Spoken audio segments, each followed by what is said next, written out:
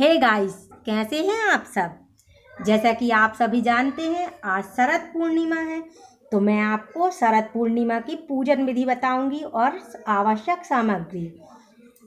शरद पूर्णिमा के दिन चंद्रमा 16 कलाओं से युक्त होता है।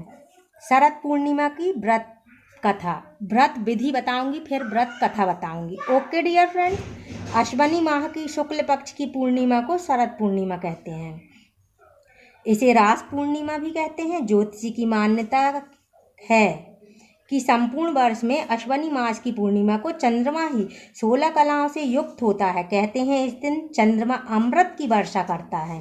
शरद पूर्णिमा के दिन शाम को खीर पूड़ी बनाकर भगवान को भोग लगाया जाता है। भोग लगाकर खीर को छत पर रख दें और रात को भगवान का भजन करें। चांद की रोशनी में सियुई पुरोएं। अगले दिन खीर का प्रसाद सभी को दें। इस दिन प्रातःकाल आराध्य देव को सुंदर वस्त्र आभूषणों से सुशोभित करें। आसन पर विराजमान हों। अक्षत, पुष्प, बेलपत्र आदि, नैवेद्य, सुपारी, दक्षिणा आदि से पूजा करनी चाहिए। पूर्णिमा का व्रत करके कहानी सुननी चाहिए। कथा सुनते समय एक लोटे में जल लें।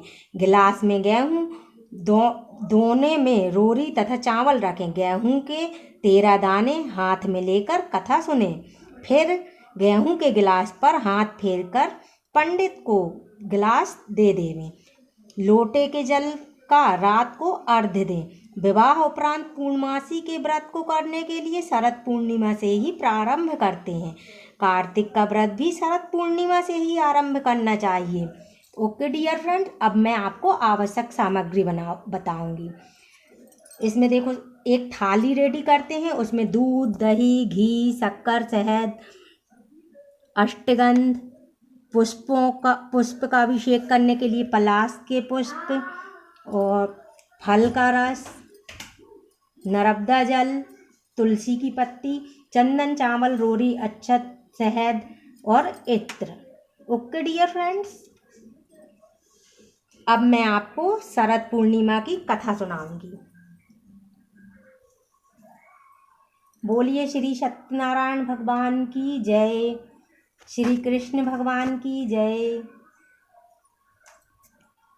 एक साहूकार के 2 पुत्रियां थी। दोनों पुत्रियां पूर्णिमा का व्रत रखती थीं, परंतु बड़ी पुत्री पूर्णिमा का पूरा व्रत करती थी और छोटी पुत्री के संतान पैदा होते ही मर जाती थी।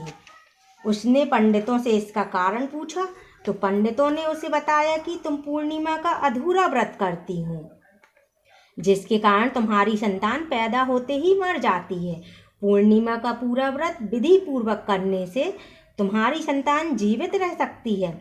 उसने पंडितों की सलाह पर पूर्णिमा का पूरा व्रत विधि विधान अनुसार किया।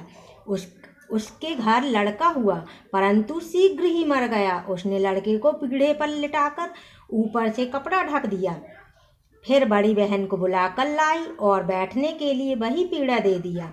बड़ी बहन जब पीढ़े पर बैठने लगी तो उसका घाघरा बच्चे को छू गया। बच्चा घाघरा छूते ही रोने लगा। बड़ी बहन बोली, तू मुझ पर कलंक लगाना चाहती थी, मेरे बैठने से यह मर जाता। तब छोटी बहन बोली, यह तो पहले से ही मरा हुआ है, तेरे ही भाग्य से यह जीवित हो गया है, तेरे पुण्य से ही यह जीवित हुआ है। उसके बाद नगर में उसने पूर्णिमा का पूरा व्रत करने के लिए ढिंढोरा पिटवा दिया। इति श्री शरद पूर्णिमा व्रत समाप्तम। बोलो श्री सत्यनारायण भगवान की जय, शरद पूर्णिमा माता की जय। Thank you friends. मेरे चैनल को लाइक, सब्सक्राइब और शेयर जरूर करें और बेल आइकन को टच करना ना भूलें।